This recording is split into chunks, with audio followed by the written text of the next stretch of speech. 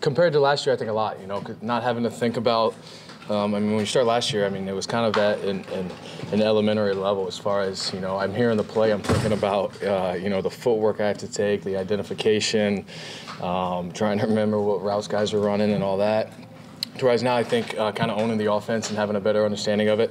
You know, obviously it's a continuous study and a continuous grind to continue to master it and stay on top of it. But I definitely feel more comfortable with it. Where do you think you made the biggest strides in that area? You know, I think just.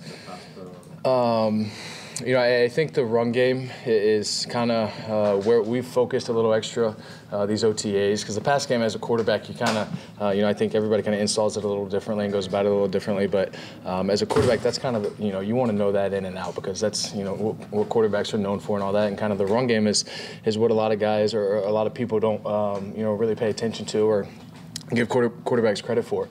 So I think continuing to learn that, continuing to stay on top of that, you know, what run plays are good versus what looks, and getting us in the best situation to, you know, get up to guys and get angles and all that, and give Leonard and the backs the best chance to go get yards.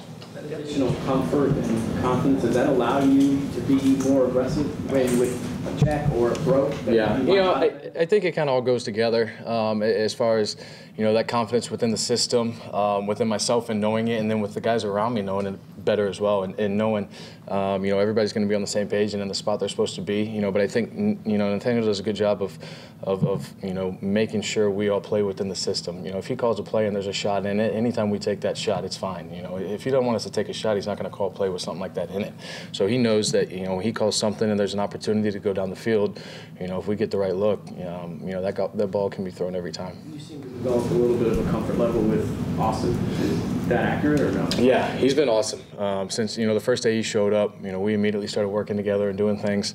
And throughout, you know, this whole OTA process, you know, he's been good. He comes in our meetings with quarterbacks during the special team stuff, so we get some extra time in there with him. He asks a ton of questions, and, you know, I think it's pretty easy when you come watch a practice. You can see, you know, how big of an impact he's been and how much he's going to help us out. It's been said all season that you will look more confident, more at ease, more in control. You felt that? You feel that now? Yeah, I do. I do, and you know, kind of like I said earlier, it's never ending. You got to continue to work and continue to, you know, I think challenge yourself mentally and physically to continue to get better. But I do, going into the second year, you know, there's still a long way to go and a lot of stuff to learn. But you know, compared to this time last year, I think it's night and day. Defensive guys think say they're light years ahead of where they were this time last year. Do you see that? Do you sense that? Yeah, those guys.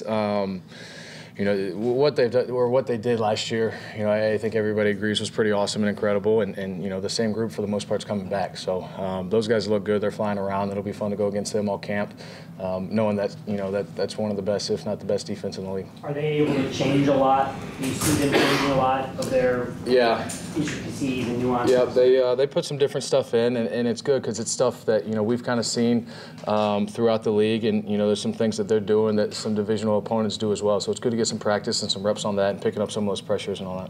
What's your schedule now? I mean, is it back to California after the golf tournament? Yeah, I'll stay here, you know, for a week or two, and then head out west and get ready to go for camp. Do you take any time off after California for camp, or is it just straight? No. Well, I play in that Tahoe golf tournament, so I'll be a couple of days there. But is that, I mean, that's kind of the schedule that you settled into, right? That's going to be what it's going to be from now on. And you like that routine? Yeah, I do. And I mean, being out there, you know, we get a ton of work in, and you know, we go 8 to 12 or whatever, and then you got the rest of your day to enjoy Southern California, so it's kind of a vacation as well.